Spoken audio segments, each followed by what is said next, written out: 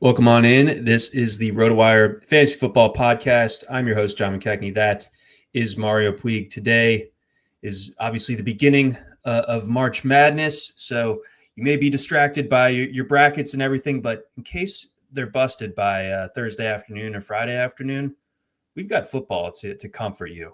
We've got a good pod coming your way. We're going to be doing a bit of like a ADP check-in. But before the draft, obviously, we still have a little bit of time before the NFL draft actually takes place. However, there's not going to be a ton of movement necessarily, at least we don't think, as far as the ADP market is concerned over the next 4 weeks. You know, we'll see some helium from pro days and things like that. But for the most part, now that the big wave of free agency is over, we're starting to see a corrected ADP, and I think it's time to take a look at that, see if we're buying or selling at the new rates for a lot of these guys, and just kind of go from there, and also try to identify maybe some players that we can get some closing line value on before the NFL draft maybe alters some things, some values that could go up post draft. But let's start things off with something draft related, Mario. Consensus wide receiver 1, Tet McMillan, had his pro day this week after, notably not doing any of the workouts at the NFL Combine a couple weeks back.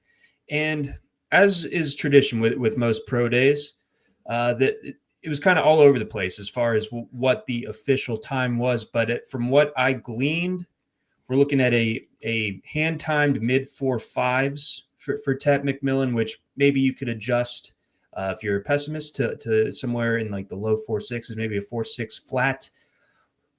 ADP right now at 46.8 over on Underdog, so a late fourth-round pick. What did McMillan's pro day tell you exactly?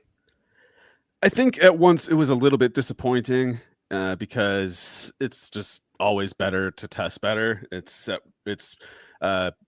disappointing, but also, doesn't mean that he's bad or not going to be good enough or whatever. It does, I think, put his wide receiver 1 assumption in, especially in the draft order, in a lot of question, because Matthew Golden, not that I would agree with the pick, but I could see Golden going ahead, maybe even Burden, I guess, but team fit will kind of determine which teams are more interested in one player than another. And I think as much as this pro day was a missed opportunity for McMillan to sort of cement himself as the wide receiver 1, he'll still be good, just not, he can still even be the wide receiver 1, just not as much distance as before. I think at the very least, you can look at a guy like T. Higgins and see why, while yes, it would be nice if McMillan had run a 4.4 flat or something, you can still be a guy with borderline like 4.6 40 speed. And if the other parts of your game, and I guess with this comparison specifically, you'd be thinking the catch radius and the ability to sort of high point catches. And even though I think Higgins has shown that he's like a legitimately excellent wide receiver in the NFL, McMillan is still, he's probably got a little more juice, like he's probably not to assume, though, not to unfairly assume McMillan will be just as good as Higgins at all other stuff. But on the speed question, at the same exact build, pretty much, I think McMillan at least has more wheels. It's just, he's not AJ Green or something like that. Well, that's okay. We can forgive someone for not being AJ Green. So I think that the measured folks among the draft community, kind of took this as another piece of information, but not something to overreact with. It's not like an Isaiah Bond situation where we're kind of expecting a low 4.2s, and all of a sudden it comes in at a 4.4, and you're like, wait a second, okay, we're 0.2 behind the mark. We might have to adjust some things. Nobody thought that McMillan was going to be a guy that runs in the 4.4s, especially with that frame. It doesn't mean that he's anything less than what we thought previously. But definitely still somebody that's going to have to win with that physicality a little bit. So looking at his ADP, again, a late 4th round type of guy. Some other receivers that are going directly within his range. Rashee Rice going just ahead of him, Odunze going just behind him, and DK Metcalf going 3 spots but behind Tet McMillan. So if you were on the clock there looking at a receiver, which way are you going? I think I'd go with the veterans in that case, but if McMillan after the draft were to land in an offense that's just, best case scenario or whatever, then I could imagine regretting that decision now. It's just Rashee Rice, injury aside, I'm expecting him to pretty much plug back into that offense. So I'm personally not that concerned about Rashee Rice. DK Metcalf, I'm apparently higher on than most people. And I think if someone's going to have to take a back seat in that offense, it's Pickens. And even I'm not even fully convinced Pickens is going to be on that team. No. We'll see. I think the Steelers look at Pickens at this point as like, we'll use him if he's here, but if we get a chance to move him for a decent price, we might take it. So I just think it's tough for a rookie, especially when we don't know exactly where McMillan's going to go. If McMillan goes in the top 10 or something, then it's like, okay, yeah, he's probably gonna get a lot of work. But if he slips a little bit and he falls to the 23rd pick or something like that, then I'm not sure this is a range of the ADP that he'll stick in. And, if he does, end up going top 10, does that mean that he's landing with a team with kind of a suspect offense, suspect quarterback situation, that type of thing? So there are like those contextual details that still need to be ironed out. I think for me, I am famously a year 2 breakout slappy. So I'd probably go with Odunze. I take Rome also. Sorry, I forgot about it. I take all the veterans in that sample. Just because I guess my definition of veteran is like a little gray hair. I know, yeah. I'm bad at using a single definition for that. Fair. But in Odunze's case, I feel like that's someone that I'm going to be drafting in bulk if things stay static, because I think people are understandably disillusioned by the way that the offense ran in Chicago last year. But I think they've done the right things to at least directionally to fix it as far as the offensive line in particular. Whereas, last year, Caleb Williams drops back and he's already got somebody in his lap. I think with the additions that they've made, he'll have a little bit more time, and Keenan Allen's gone. I think Odunze had shown some flashes last year to where I'm not worried about the skill continuing to progress there. And I just think the overall health of the offense will be better. So again, with this kind of ADP toss-up that we've drawn up here between Rashee Rice, Tet McMillan, Rome Odunze, and DK Metcalf, I'm probably mostly leaning Rome there at the end of the 4th round. Let's go back up the board a little bit. So this sort of in relation to DK Metcalf, we talked about it a little bit last week, but now we have a firmer number. Jaxon Smith-Njigba.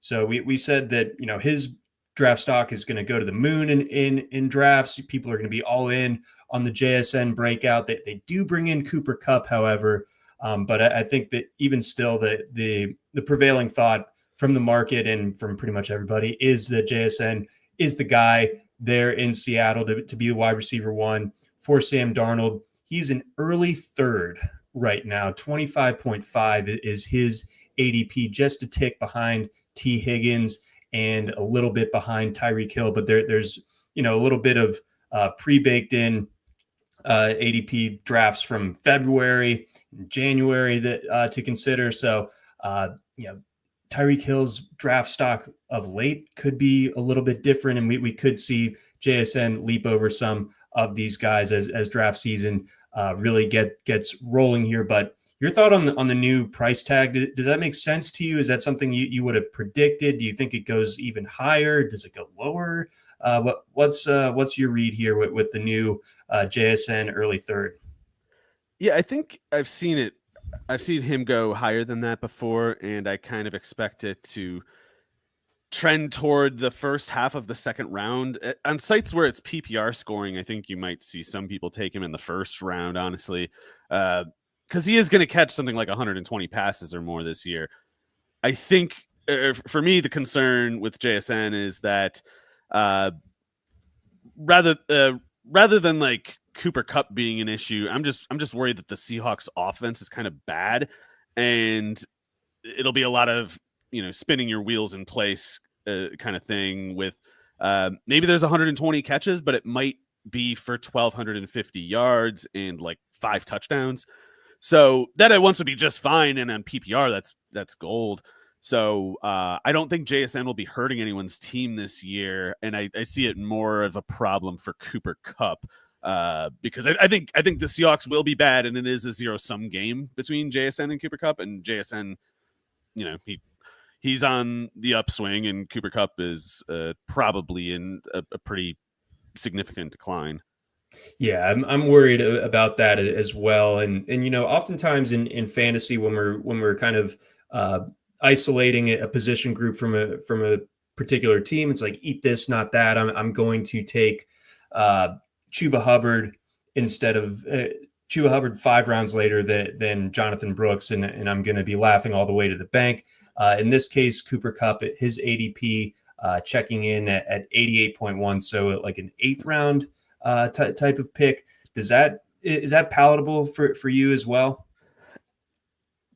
I think it kind of is actually, and for that reason, I think Cooper Kupp's price is also going to raise, and again, especially in the PPR, full PPR scoring.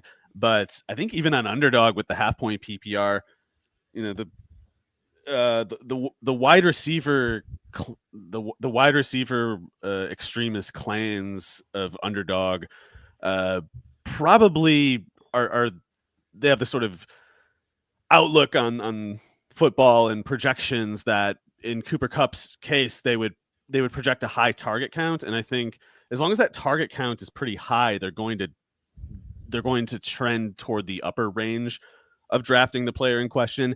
So yeah, I would expect JSN to be kind of like a late second, mid second within the next couple months, and Cooper Kupp to probably trend towards something like the 6th.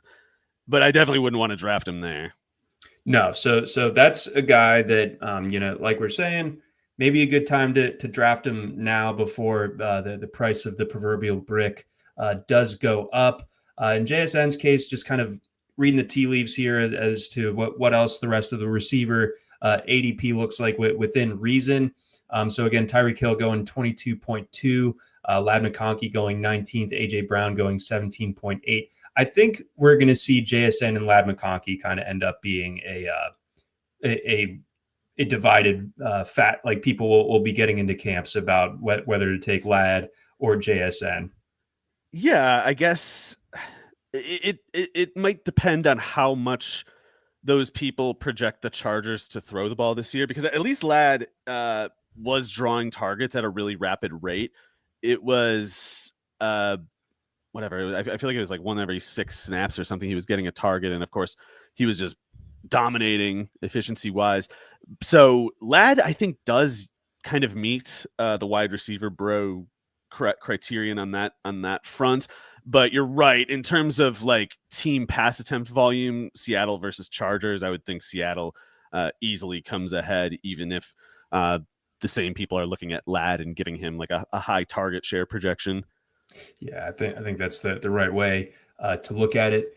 Michael has a super chat question for us, so let's knock that out, and it is pretty much on topic here. Thank you, Michael. Yeah, big shout out to Michael. So he has Jalen McMillan, Cooper Kupp, and Chris Olave in a dynasty. He's kind of retooling it. Wants to trade them away for picks or running backs. Can you rank them on who to keep and who to trade? So Kupp is in a dynasty. Like, he's obviously not going to fetch you that much as far as capital is concerned. So he might be the most difficult piece of that to move. And I'd still try to personally. I agree. You don't like sell him for just anything. If the offer is not good enough, don't just take it. But if someone is high on Kupp and if you can get a decent rate on him, I'd prefer to keep the other two.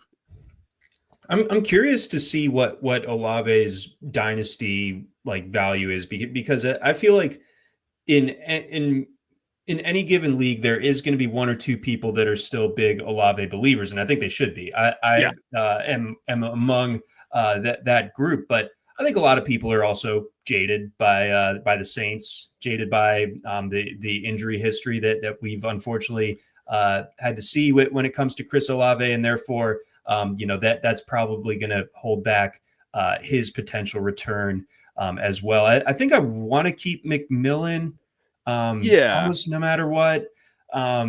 He's the one, John, that I think like you might get a decent price for him now, sure, but he also might be significantly more valuable in a year or two. And I don't think moving him is where the margin is going to be as much as with either Olave or Kupp. And I think it's like the same process with Olave as with Kupp, but more stingy, of course, where you're like, I'm not going to just trade Olave because even if I'm rebuilding, even if I'm thinking long window, I have reason to believe Olave's best years will be, ahead, but I can feel confident knowing they'll be there as long as he's playing. And so if you're waiting it out, it's like you can wait it out with Olave, but just the same, if some team who has capital on hand right now is willing to pay up for Olave, that is something I would seriously consider as the Olave owner, because as long as you don't sell him for less than he's worth, that at least gives you like more whatever you call it, like liquidity, flexibility with how you rebuild. And as long as you keep the capital at the right amount, I think it's an acceptable thing, even though Olave is definitely the kind of talent you don't normally want to move. So the TLDR version of our answer for this question is see what you can get for Kupp and Olave.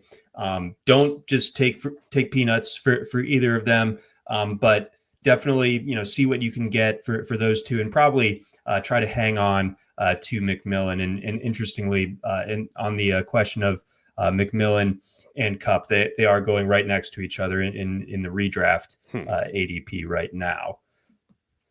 But again, big thanks to Michael. Thank you, Michael. All right, let's go to another guy that we touched on briefly last week. He's replacing Cooper Kupp in Los Angeles. That is Davante Adams. His new ADP checks in as a mid fourth round selection. Okay, so this is a tough one for me, but for what it's worth, even though I feel so uncertain about it, I've drafted Adams on something like 3 of the 4 or however many best ball drafts that I've done. It's one of those things that I think where it's not a given that Davante Adams does great with the Rams. The age is a concern. Stafford's durability is always going to be a concern. Puka Nakua's ability to seemingly draw a target every 3.5 snaps is a concern. But I think if Davante Adams kind of fails for the Rams, then it's a problem for the Rams. Not just because they're spending so much, and not just because that amount they're spending indicates how much they plan to use him, but it's like if you can't find a way to get Adams productive, then it's just I don't know what the offense is supposed to have going aside from Nakua. Oh, sorry, I think John, give me a second here. Dulce saw something. You're good.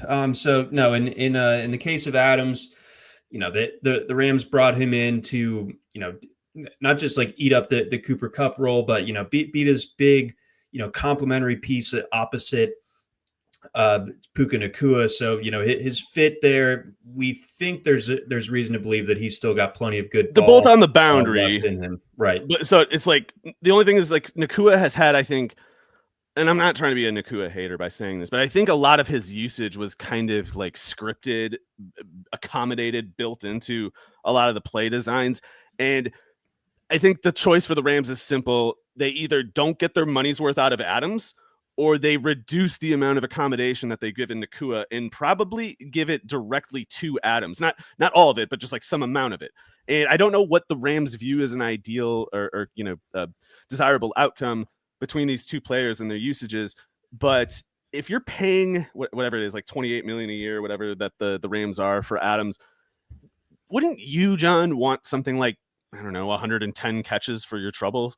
And I don't know if they could get that from the offense as they previously ran it. So I think Adams could kind of be a bust, and like maybe it's just still the Nakua show. But if the Rams, in my opinion, if the Rams know what they're doing with Adams, and if they're gonna try to make a real effort to get numbers out of him, they should be able to do it because he was insanely productive last year, even at his age. And Stafford, I think, is always better than his numbers look. Yeah, he is. Stafford definitely still has it. I was kind of wondering if he would hang him up after this past season, but obviously good to go back in LA and all that stuff. So it is kind of a two-man show as far as that passing game goes. I do have some very end game interest in Tyler Higbee. But for the most part, I think a really I like healthy... Whittington, and I think they do too. He's I think their next Kupp basically. Does it? Correct me if I'm wrong, but does it trouble you that they gave Tutu Atwell some non-zero money?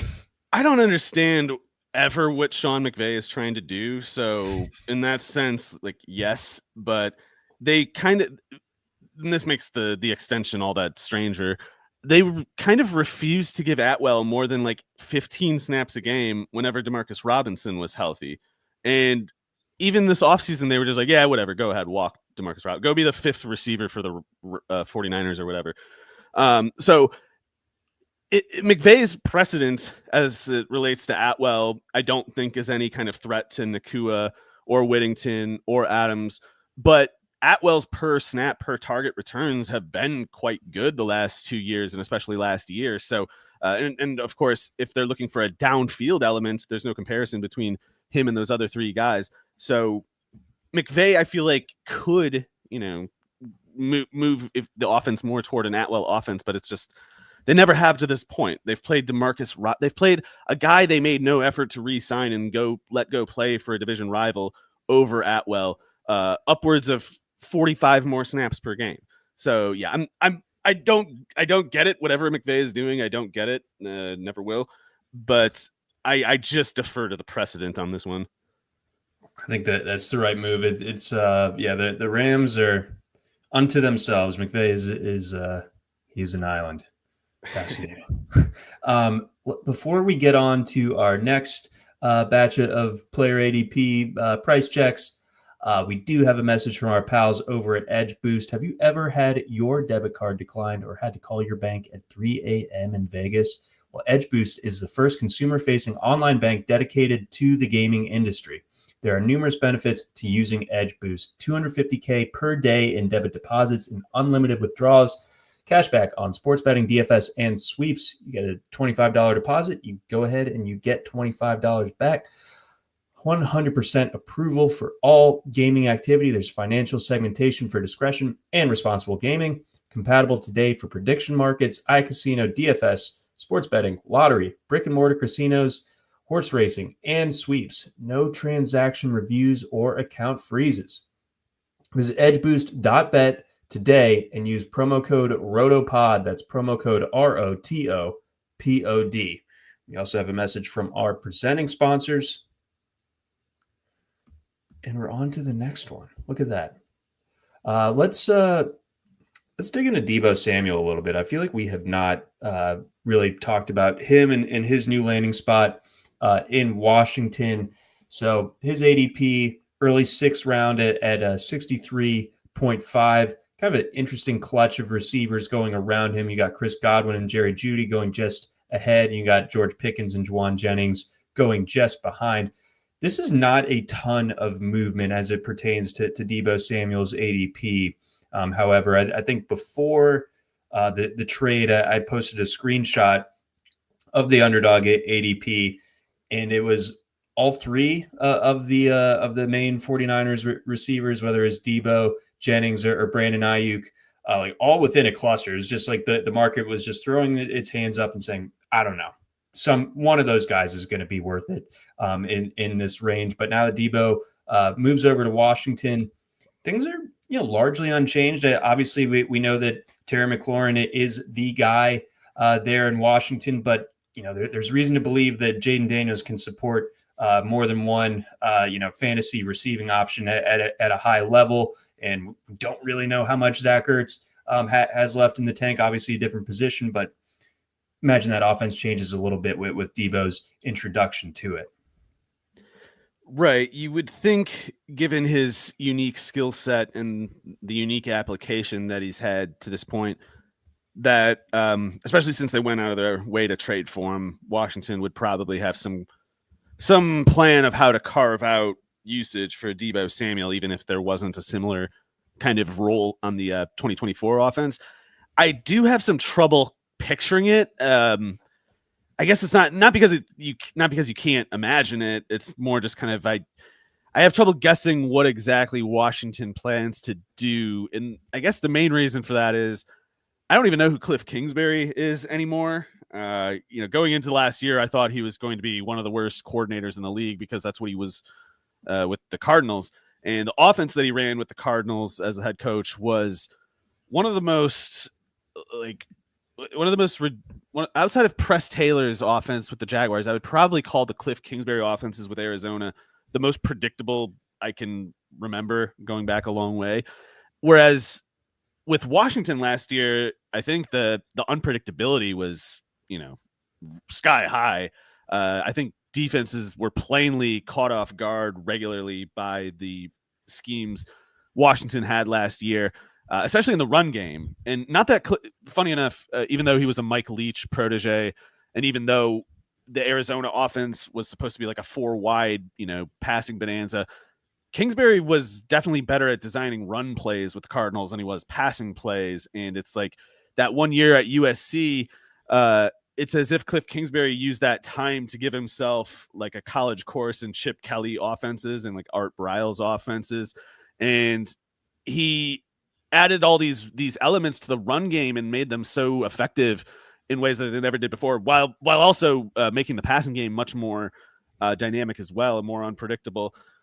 Those were all things Kingsbury never did before, and so I don't know how to guess what he'll do next. Basically, like there's probably there might have been some other college offense that he's been watching the past year where he's like, oh, I could use Deebo Samuel like this guy or something, and I don't know who that guy might be, but you have to think, or I'm kind of assuming that since this new Kingsbury offense has so much more of a run game emphasis, we'll probably see Deebo get carries, and not so much from the backfield. I don't think they want to give him like halfback dives, but I could see Samuel almost maybe like Percy Harvin or something like at Florida, something like that, where like it's a lot of motion and it's a lot of like handoffs going laterally.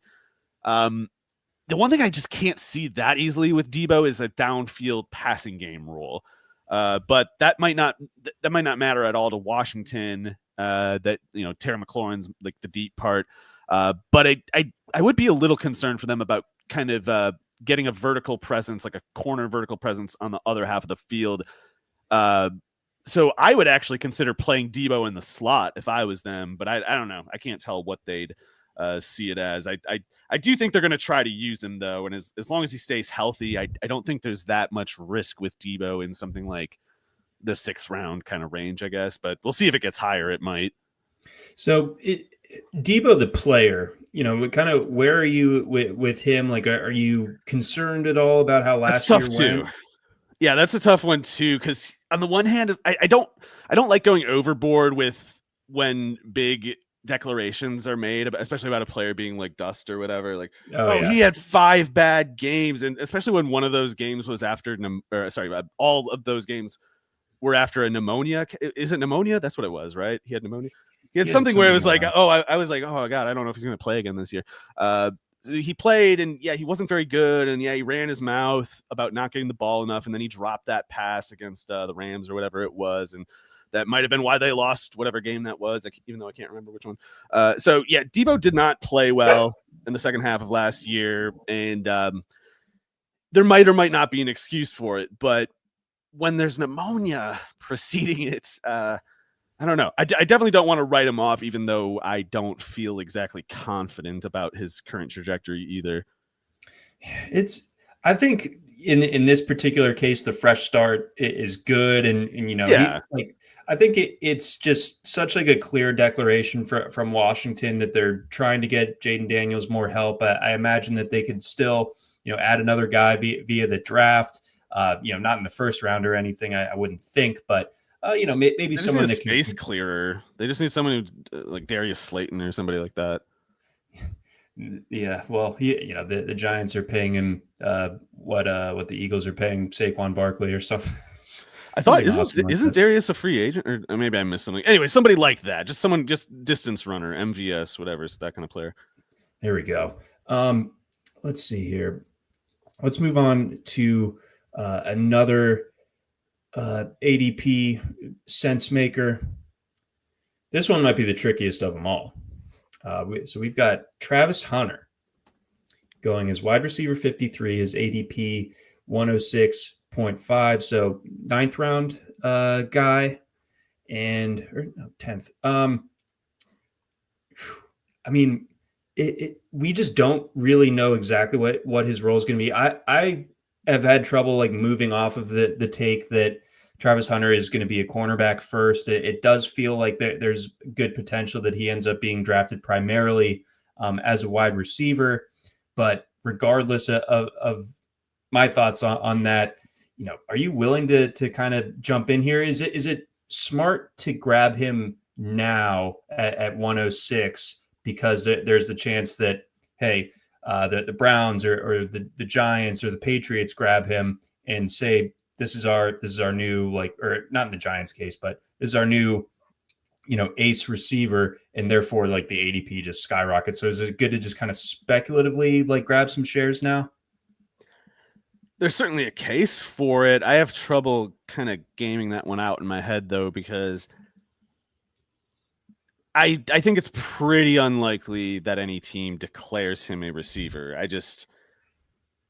Sorry, did I miss something? Like, was there like a report on some teams, viewing him primarily as a receiver? Because if they are, then then that's that. I would be surprised, and up to this point, I hadn't seen reporting along that line. It's very much conventional, like the way teams have run in the NFL up until this point.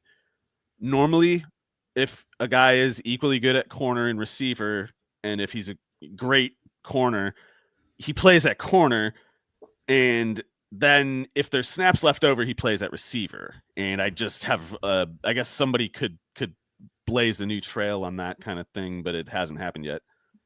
And there's no way conceivably that he could do the full-time both ways like he did in college. I wish, John, do you happen to just know, like, I can't find a reliable number on how many defensive snaps he played per game, because if someone must know, but if he was playing something like 120 snaps a game in college, that would be insane and indicate some amount of like superhuman ability, but it's still the college level. And like there's like 175-pound running backs who get 350 carries in college seasons. You'd still never see that in the NFL. That's an extreme case, a cartoonishly extreme case, and it's not Hunter's reality. It is very difficult to call, in my opinion. But if I had to call it, I think it would still be borderline superhuman of Travis Hunter to play 90 snaps a game in the NFL. Which it seems like he might have been playing more than that in college. So I think it would still be completely insane to play 90 snaps per game in college. And if he plays 60 of those snaps at receiver, then yes, he's going to be quite used. He could be one of the best fantasy receivers. I just think it's much more likely that he plays something like 50 snaps at corner and then 20, 25 at receiver. And even if he's giving you a really high target rate, like 1 target per 4 snaps, if he's only playing 25 snaps, then it's like his good weeks would be flex week blips, wide receiver 2 week blips. So that's in best ball, that might be fine in the 10th round. So, and of course, if I'm being overly pessimistic about his wide receiver snap count, then Hunter would be a huge value in the 10th round. I just have no idea either way, and maybe I'm just being a fogey about this, but I don't think he's going to play that many snaps at receiver. I think he's going to play a lot more at corner, and I bet playing in the NFL is going to be a lot harder than it was playing both ways in college. Yeah, that's my sense. Like it's really hard to extrapolate what he did exactly, 1-to-1 to the next level. So there's going to have to be some concessions made one way or the other. I think that it makes the most sense to have him stick at corner and then, play those 25 or so snaps like you were alluding to in an offense.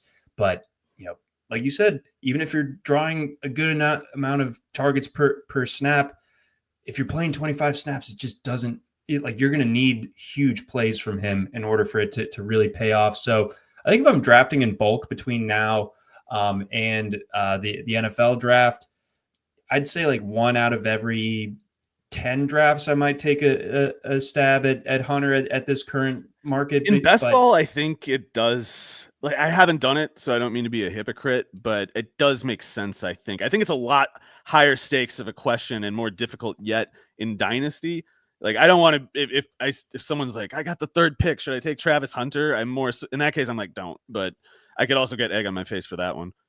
I know. So that this is like maybe like the most volatile ADP that we're looking at thus far. It's all the different ways that this could go is just kind of mind-boggling, and I hope we get some clarity here in the next bit. But TBD, teams keep this type of stuff, pretty close to the vest leading up to the draft. Before we grab our next player, which will be a tight end, got a message from our friends over at Pool Genius. Want to win more in your golf, March Madness, and football pools? Well, Pool Genius gives you data-driven picks and strategies to outsmart the competition. With over a decade of analytics and historical data, Pool Genius is the only site dedicated exclusively to helping people win sports pools, with Pool Genius users winning 3 times more often than expected. RotoWire listeners get exclusive offers. Visit poolgenius.com/RotoWire for up to 55% off or start a 4-day free trial. That's poolgenius.com/RotoWire. All right, so this one, not necessarily as exciting, as wild as the Travis Hunter question, but we do have a new ADP here for tight end Evan Engram.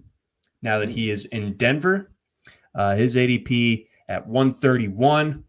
So there's an interesting cluster of tight ends around him. You've got Dalton Kincaid going just ahead of him, Isaiah Likely and Dallas Goedert going just a few picks behind. So with Ingram's introduction into this Denver offense, I feel like Denver has been this great trap for tight end speculation for years, dating back to our Albert O days. And it's been tricky. I mean, people have already deleted all of their Greg Dulcich tweets of yore and so on. But, this is an offense that I think people are ready to buy in on. I think people are pretty sold on the Bo Nix, Sean Payton pairing. And Engram has shown that he can still absolutely be productive, a year removed from a tremendous year in Jacksonville, at least for fantasy purposes. It obviously wasn't the healthiest of offenses that Jacksonville was running the year that Engram was such a difference maker at the tight end spot. But now that we kind of have the dust settled, he's tight end 14. Are you in at this new ADP? Yeah, I am worried though that he's going to quickly jump that and get more in like the tight end 9 kind of range or something like that. Engram is a pretty limited player in some senses, especially from like the tight end, the conventional inline tight end viewpoint, because like he basically doesn't really play inline tight end. He's kind of just a big slot receiver who you sometimes have line up as the second tight end on a lopsided formation, or maybe you have him blocking coming off the motion or something like that. But this is a guy who was running a 4.42 out of college, and in college he was basically a slot receiver at Mississippi, and he would it's funny, Engram's been mostly used as like a kind of screen and like curl and drag route merchant in the NFL. At Mississippi, he pretty much just ran like slants and posts from the slot, so he was kind of doing AJ Brown stuff, in other words, at Mississippi. And then in the NFL, it's like all the Giants first, then the Jaguars. They didn't use Engram as a downfield receiver, so I'm curious to see if Peyton can get going for Engram what he got going for a player like Marquez Colston a little bit. Colston was a wide receiver, tight end tweener, and just like raked, including with some nice downfield plays in those Saints offenses. So even though it's a different looking player, it's, I think, potentially a similar application, and to the point that I don't know. I think there's a chance Engram's a chance. I don't mean to say likelihood, but like a chance that Engram is sort of the lead receiver on that team, which wouldn't be great necessarily. But if Bo Nix has a big year, then there could be room for Sutton, Mims, Engram to all do a pretty good amount of damage for their respective prices at the moment. And the one thing I'll say is Engram needs to win pretty much the slot receiver role for this to happen. And while I think he could do that, Sean Payton has been so maddeningly just difficult about, the predictability of his playing time and like player usage and stuff like that, that I don't know if it's wise to take it for granted that oh, well, clearly after they signed Engram to this contract, surely they'll stop giving snaps to Lil Jordan Humphrey. That should be a thing that's safe to assume. And almost any other time it is. And maybe including this case it is. But I don't know. It's like if Evan Engram for some reason was a slight disappointment in fantasy and Lil Jordan Humphrey played 450 slot snaps this year, I'll be disappointed in myself if I'm truly shocked by that outcome. But also just the same, I don't expect that. I do think even though Peyton's annoying, he still is a pretty smart football coach overall. And I think, again, it fits with Jimmy Graham a little bit, but it's really Marquez Colston that I'm thinking of is like the best case scenario for Engram there. Marcus Colston from Hofstra, was that it? Bingo. Oh, okay. One of those schools that lawyers or something go to that I never learned. I believe Wayne Corbett, also a notable Hofstra alum. And I know we've talked about notable Ravens games that I've been to in the past. Jimmy Graham's rookie year, I was home from college for Christmas, and Jimmy Graham made this insane back of the end zone toe tap catch, and I drafted him everywhere the next year, and that was good for me. That's when John got off the allowance. That's right, man. Yeah, you're on your own, pal. So we do like Evan Engram at his new spot, and yeah, I mean, I think it's going to rise a lot, actually, the more people think that through. Yeah, the two guys directly in front of him, Kincaid and Colston Loveland, I'm not sure. I take Engram for sure, and I actually think Loveland could be really good, but he's still a rookie. Right, and then Tucker Kraft is the one that's going a few spots ahead. I think it's a good diversification pick in best ball, but I don't think you can count on Kraft having the punctual usage like you can with Engram, even though I think Kraft is pretty much awesome. If I'm looking at upside guys for best ball, at the tight end spot, I like the consistency potential there from Engram. Likely it's the consistency is not going to be there, but the spike weeks I feel like are something that you have to consider in his case right there. And I think that something similar can be said for Dallas Goedert. So I feel like I'm going to do a fair amount of tight end shopping in this range between likely Engram and Goedert. Yeah, I do think Engram goes to the front of that entire group pretty soon, though, especially with all these Goedert trade rumors and stuff. He's going to start slipping. Loveland could get higher yet, though. I do think there's a chance Loveland goes in the top 12 or something, and maybe then I'll wish I took him. Maybe I'll wish I took him and Engram both. But yeah, Engram, I don't know. I guess I'm failing that test that I just described for myself about don't assume anybody's going to play over Lil Jordan Humphrey. Don't assume that. And I'm assuming it now, and I'm going to look like an idiot when I predict this exact means of demise. Flicking your lighter, I'm going to do it. And then let's see here. So yes, lesson there. Engram, someone to draft now before that ADP jumps. And let's end with a quarterback cluster. We talked a bit about Justin Fields last week. Now we have a concrete ADP on him, 134. So he slots in just behind Michael Penix and Trevor Lawrence, like in that exact order in the ADP. Lawrence 132, Penix 133, Fields 134 is his new point that he is settled at. Do you like Fields at that spot? Have we seen the end of the rise there? Where does it go from here? Let's see if this answers the question. I think I can't remember. It's like 4 or 5 drafts that I've done, and I think 3 of them, or at least 2, have the exact quarterback group of Justin Fields, Trevor Lawrence, Cam Ward. Cam Ward being I was just with these 20 round leagues, I try to get 3 quarterbacks just because I think it's like, why not?